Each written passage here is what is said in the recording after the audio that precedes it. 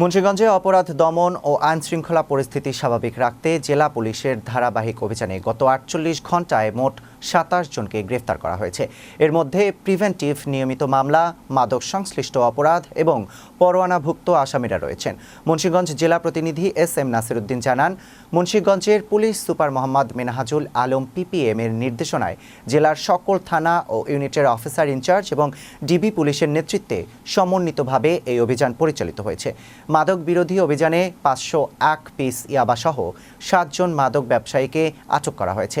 বিভিন্ন মামলার আসামি ও পরোয়ানাভুক্ত ব্যক্তিদের গ্রেফতার করা হয়েছে। মাদক ও অপরাধ দমন, আইন শৃঙ্খলা রক্ষায় এ ধরনের অভিযান অব্যাহত থাকবে। বাংলাদেশ মানবাধিকার কমিশন মুন্সিগঞ্জ জেলার সাধারণ সম্পাদক এস.এম. নাসিরউদ্দিন বলেন, আইন শৃঙ্খলা রক্ষায় মাদক দ্রব্য উদ্ধার ও আসামি গ্রেফতার নিঃসন্দেহে একটি ইতিবাচক উদ্যোগ।